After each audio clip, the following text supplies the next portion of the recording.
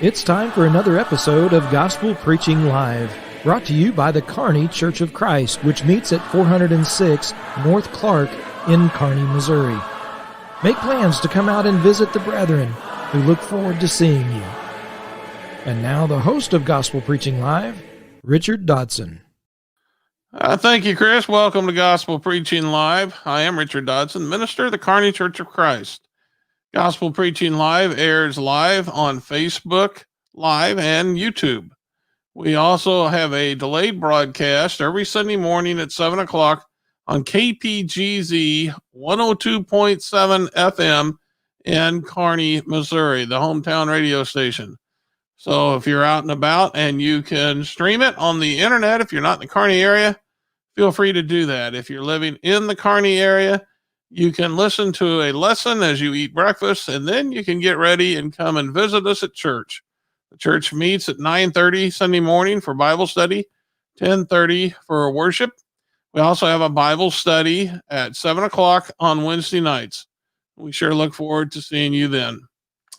Okay, if you have any questions about what we speak of tonight or anything religious, you can go ahead and find contact information scrolled at the bottom of the screen. Or you can also invite you to go to www.kearneychurch.com. That's kearneychurch.com, and there you can find all the information that you could ever want to find about the Kearney Church. And feel free to leave a question or comment. If you like this lesson, please share it and leave a like, hit the like button. Make sure that you subscribe so that you, if you're watching on YouTube, that way you know when the next lesson is going to be. Tonight's Sunday evening lesson, we are going to talk about the speech of a Christian. I entitled it, Say What? If you're watching online, you see a sign of a cursing being prohibited. And that's because many places in this country, it once was illegal and still is, as we'll talk about a little bit later, illegal to curse. The text of our lesson is going to be Matthew chapter 12, verse 34 through 37. Matthew chapter 12 and verse 34 through 37. I want you to notice what Jesus says to the Pharisees. You brood of vipers, how can you speak good when you are evil? For out of the abundance of the heart, the mouth speaks. The good person out of his good treasure brings forth good, and the evil person out of his evil treasure brings forth evil. I tell you, on the day of judgment, people will give an account for every careless word they speak. For by your words you will be justified, and by your words you will be condemned. That is a very scary verse, because every careless word that we speak, we're going to give an account for. And if you're like me, there have been times when you probably said a few careless words without thinking. And I believe that's probably true with everybody. So that's something we need to be very careful of, is our speech. We know from James chapter 1 and verse 19, for instance, that we are to be slow to speak. And then when we do speak, Colossians 4 and verse 6, it says, let your speech be always with grace, seasoned with salt, so that you may know how you ought to answer every man. Now, you know, that doesn't just happen.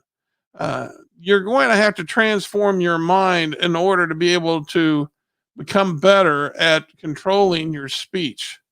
And that's what this lesson this evening is about, is to give us information so that we know what we need to do in order to be pleasing God in regards to our speech. In Proverbs chapter 16 and verse 23, the writer says, the heart of the wise makes his speech judicious and adds persuasiveness to his lips. That word judicious means smart. He makes his speech smart. So in other words, you sit back and you consider what you're going to say. And then after that, you have to figure out how you're going to persuade people that what you're saying is actually true. You give a lot of thought to what you're going to say. That's what wise people do. But in Proverbs chapter 29, verse 20, we have someone who is contrary to that. It said, a man who is hasty in his words It says there is more hope for a fool than for him. So speaking, this goes along with being slow to speak. We need to make sure we think about what we're going to say ahead of time. It's not enough just to speak every thought that comes into your mind. That's not very wise. In Proverbs chapter 17, verse 27 through 28, there is a verse that talks about this that is pretty revealing. It said, whoever restrains his words has knowledge, and he who has a cool spirit is a man of understanding. Even a fool who keeps silent is considered wise. When he closes his lips, he is deemed intelligent. That happens many times. People who sit there and not say anything, other people think, wow, they're thinking about what's going on. They're being careful to consider what they're what they're going to say. Even though that man may be a fool, just because he keeps his mouth quiet, other people are going to consider him to be wise. In Ecclesiastes chapter 5 and verse 2, it says, be not rash with your mouth, nor let your heart be hasty to utter a word before God. For God is in heaven and you are on the earth. Therefore, let your words be few. We need to be very careful about our words, and we need to make sure they are rightly chosen, because they have influence, and how we say it has influence, and people are watching us. Now, what I want to talk to you about tonight is corrupting speech. That's what is prohibited in Scripture. Ephesians chapter 4 and verse 29, Paul says, let no corrupting talk come out of your mouths. Let no corrupting talk. Now, when he says the word no, that means there's nothing allowed. You can't use any corrupting speech. And so the question becomes, what is corrupting speech? What are the things that we're not supposed to be saying? That's what we're going to talk about the rest of this evening. Corrupting speech. What does the Bible describe as corrupting speech? And the first point we're going to talk about this evening is cursing. Cursing is considered corrupting speech according to the Scriptures.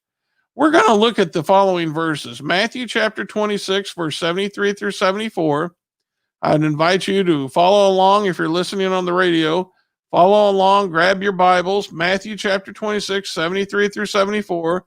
Mark chapter 7 and verse 10. Ecclesiastes chapter 10 and verse 20. Romans chapter 3 and verses 9 through 14. And then on this point, we'll end with Colossians 3 and verse 8. Let's go to Matthew chapter 26. Well, first of all, I want to make this point before we go to Matthew chapter 26. I was curious because I made a point earlier about cursing at one time not being allowed in this country. And I was curious if there was places where it still wasn't allowed. And sure enough, I did find in Virginia, for instance, you cannot curse on the beach. It's against the law. But in Mississippi, believe it or not, and here's the code I went ahead and put on the screen if you're watching on YouTube or Facebook, it's against the law to use profanity in public. And you can receive a fine up to $100 or even imprisoned. And from my understanding, every once in a while that does happen.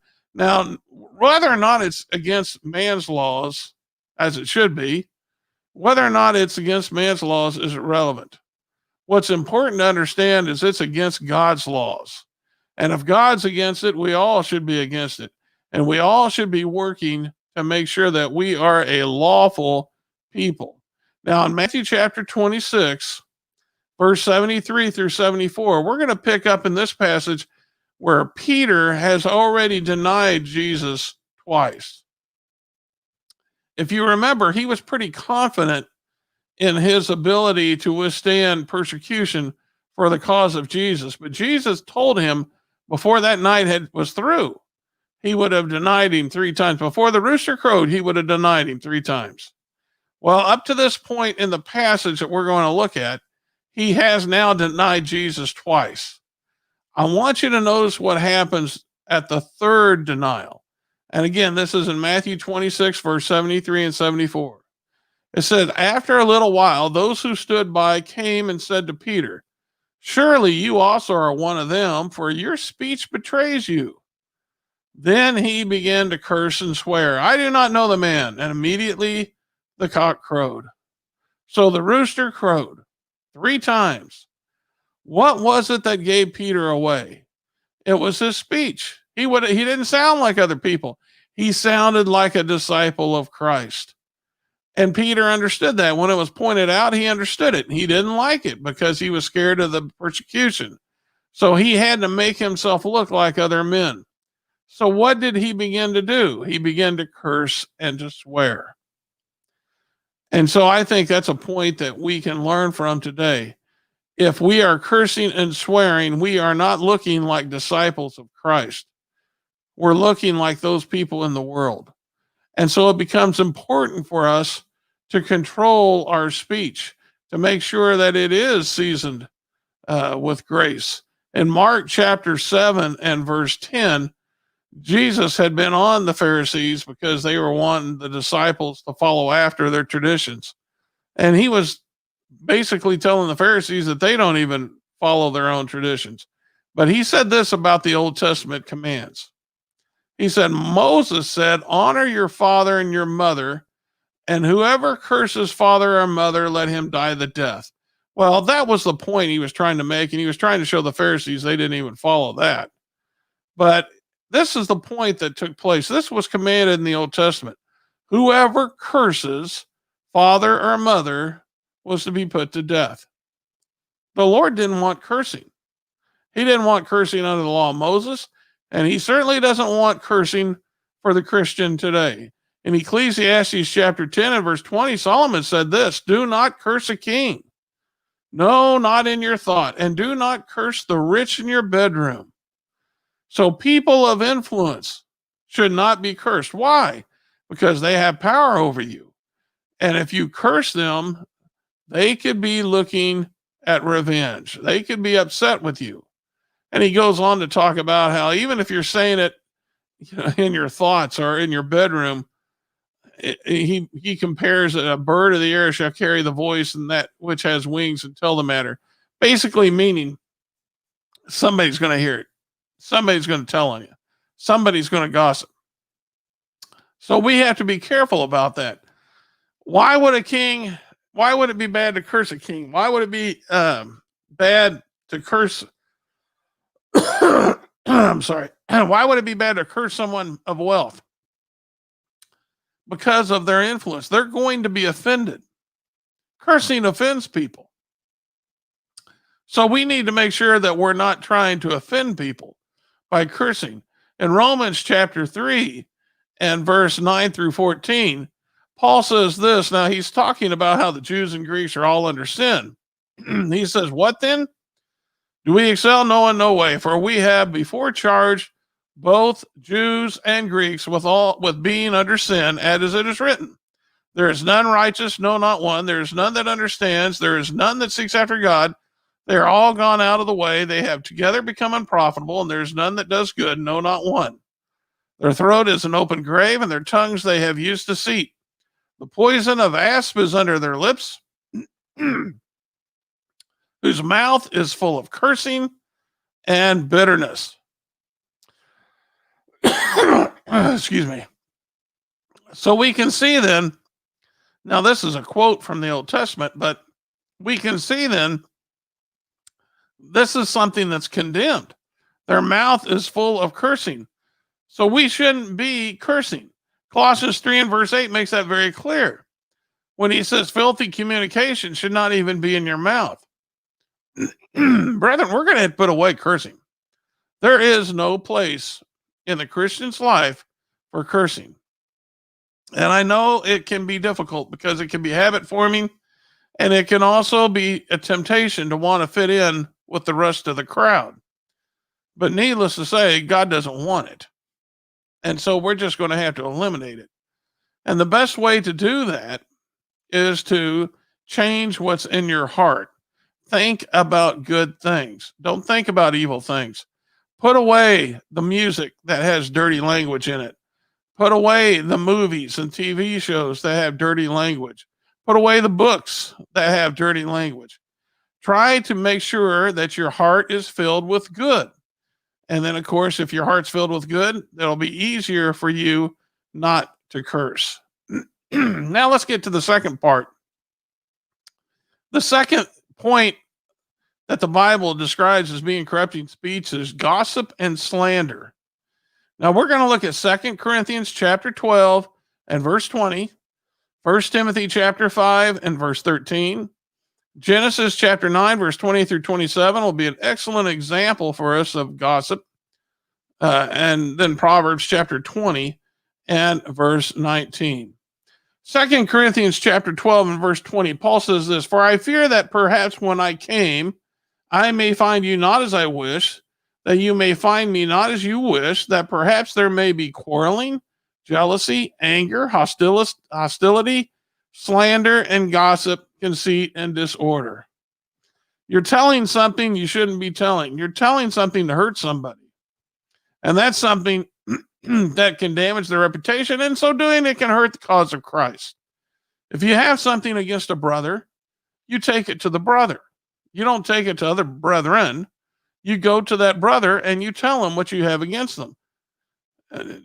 There's no reason to take it to another brother because that's slander. That's gossip. There's no reason to be doing that. In 1 Timothy chapter 5 and verse 13, this is a passage that has to do with instructions concerning widows. Of course, Paul wanted the younger widows to marry. Why is that? Because they learned to be idlers, going about from house to house, and not only idlers, but also gossips and busybodies, saying what they should not. Can't get any more clear. You should not be gossiping. You shouldn't be slandering. In Genesis chapter 9, this passage that I told you is a good example for us to go to show what gossip is. This pertains to Noah. Noah had a vineyard, and he became drunk. And so he lay in his tent uncovered. This is in Genesis chapter 9, verse 20 through 27. And it says, Ham, the father of Canaan, saw the nakedness of his father and told his two brothers. Remember that. He told them. Why? Why did he tell them? But he did. He told his two brothers outside. Then Shem and Japheth took a garment, laid it on both their shoulders, walked backward, and covered the nakedness of their father. Their faces were turned backward, and they did not see their father's nakedness. When Noah woke from his wine and knew what his youngest son had done to him, he said, "Cursed be Canaan. A servant of servants shall he be to his brothers." He also said, "Blessed be the Lord, the God of Shem, and let Canaan be his servant. May God enlarge Japheth, and let him dwell in the tents of Shem, and let Canaan be his servant." So we can see then that Ham gossiped. He went and told his brothers what he had seen. He shouldn't have done that. Because of that, he was cursed. And that's a good example for us to go to show what gossip is. He can go talk to his father, but don't go telling on someone else that's something bad. In Proverbs chapter 20 and verse 19, it says, "Whoever goes about slandering reveals secrets. Therefore, do not associate with a simple babbler." You know, that's the way that you put out gossip. When you know someone has a history of telling on people, when they start to do that, you let them know, "I don't want to hear it. You need to go home or go somewhere. But I don't, if you're going to do that, I don't need to hear it because this is gossip." You need to point it out to them. You can put out that fire really easily by not listening to the gossip and rebuking them for it. Gossip is something that should not be tolerated, and we shouldn't be doing it. It's a means of being divisive in a church, but yet there's all too many people that want to do such things. Okay, our third point is lying. Lying is another form of corrupting speech. We're going to look at John 8 and verse 44, Proverbs chapter 12 and verse 22, 1 Peter 3, 10 through 12, and Ephesians 4 and verse 25. In John 8 and verse 44, this is a verse that should scare everyone from wanting to lie. Jesus said this, "You are of your father, the devil." speaking of the Jews, and your will is to do your father's desires. He was a murderer from the beginning and does not stand in the truth because there's no truth in him. When he lies, he speaks of his own character, for he is a liar and the father of all lies. And so that tells us every time we lie, we're acting like the devil. We're being like the devil. Now, does anyone really want to admit they're being like the devil? Does anyone want to be like the devil? I certainly don't. And so that means we're going to have to put lies away from us. We can't afford lies. We're going to have to be telling truth. Besides, telling lies, if people know that we lie, it's going to hurt our influence as those who are proclaimers of the truth. In Proverbs chapter 12 and verse 22, we read that lying lips are an abomination to the Lord. That's right. He finds it disgusting. He hates it. Lying lips, that's just a way to try to get away with something. And it's something that we shouldn't do. Remember what the devil did in the garden, how he deceived Adam and Eve. What did he do? He told Eve, you shall not surely die. It was a lie. He told a lie. And of course, because he told a lie, it led to the fall of Adam and Eve. We can't be like the devil. We don't want to be like the devil. In 1 Peter chapter 3, verse 10 through 12, 1 Peter 3, 10 through 12, Peter said, whoever desires to love life and see good days, let him keep his tongue from evil and his lips from speaking deceit. That's lies. Let him turn away from evil and do good. Let him seek peace and pursue it. For the eyes of the Lord are on the righteous, and his ears are open to their prayer, but the face of the Lord is against those who do evil. Well, in this passage, the Lord makes it very clear. Speaking deceit, speaking lies is evil, and that would turn his face away from you. You don't want that. In Ephesians 4 and verse 25, Paul said, put away lying. Speak every man truth with his neighbor, for we are members one of another. And we understand that. We know that we shouldn't be lying. It's a difficult thing to put away, I understand. But lying is something that is cowardly. And we want to be a courageous people, so we need to stand up and face the truth. And our final talk today is foolish talk. That is a form of corrupting speech. We're going to look at Ephesians chapter 5 and verse 4, Proverbs chapter 18 and verse 13, 1 Timothy 6 and verse 20, and Psalms 14 and verse 1. And then that will be the conclusion of the lesson. I'll have a final verse for you to sew up everything, and hopefully you'll find this talk encouraging. Ephesians chapter 5 and verse 4 says, let there be no filthiness, nor foolish talk, nor crude joking, which are out of place, but instead let there be thanksgiving. We're talking about the type of talk that is not wise, foolish. And in one sense, you could even include these crude jokes that lead people to conclusions that are not lawful, that are nasty. That's just foolishness. And so we don't need to be partakers of such foolish talk. In Proverbs 18 and verse 13, it says, if one gives an answer before he hears, it is folly. It is his folly and shame. Again, we're talking about foolish talk. Why? Because people are speaking uneducated. They don't know what they're speaking about. You need to listen before you speak. In verse 2 of chapter 18, it says, a fool takes no pleasure in understanding, but only in expressing his opinion. Have you ever seen that? Have you ever witnessed someone who, before even something is discussed in a Bible class, they're quickly wanting to express their opinion before it's even time? They got their hand up ready to go on every point. They just want to express their opinion on the matter. They're not interested in listening to what other people have to say. Well, that's what fools do. We shouldn't be that way. We should be listening, seeking after knowledge. You already know what you think, but you need to test that wisdom that you have with knowledge and find out if it's true or not. In 1 Timothy chapter 6 and verse 20 says, "O Timothy, guard the deposit entrusted to you and avoid irreverent babble and contradictions of what is falsely called knowledge." In some cases, I think it's called science. Um, there are those today who are, I believe, involved in irreverent babble. They're speaking things that are not true in the name of science. They believe it is. They're trying to find a way to disprove God, and so they come up with different theories like evolution. These things are just irreverent babble. They're not based in any facts. They're not based in the Word of God, and so because of that, we shouldn't even be messing with it. It's just irreverent babble. In Psalms chapter 14 and verse 1, it says this: "The fool says in his heart, there is no God."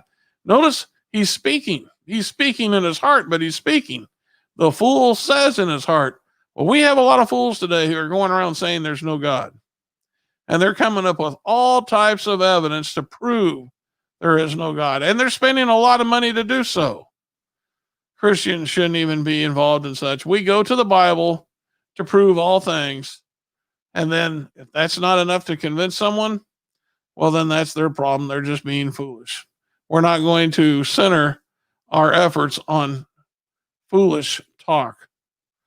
Okay, those are our points of corrupting speech, things we shouldn't be partaking of: cursing, gossip and slander, lying, and foolish talk.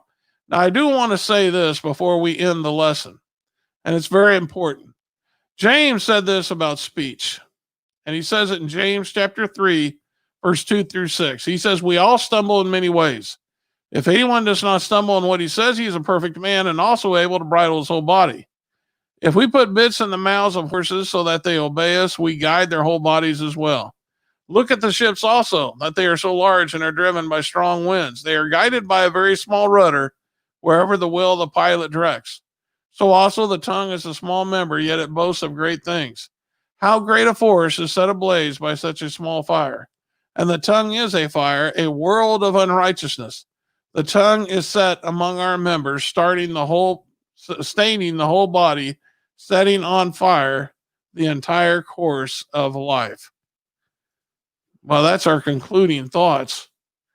I want you to know that your tongue is something that you're going to be struggling with your entire life as a Christian. There's always going to be the temptation to sin by the tongue. It's always going to be in front of you.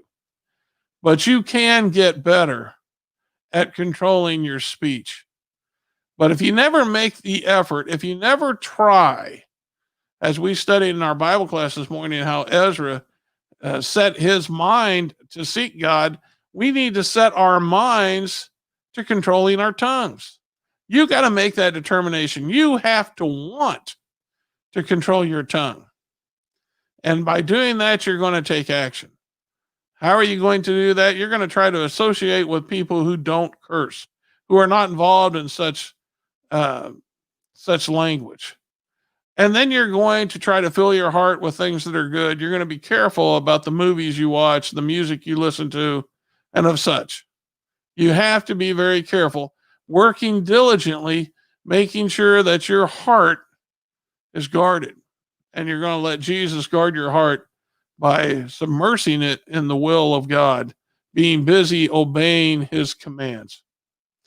Okay, that's your lesson this evening. I hope you found it beneficial. Again, if you're ever in the Kearney area, come and worship with us at 406 North Clark. Again, we meet 9:30 Sunday morning for Bible study, 10:30 on Sunday morning for worship.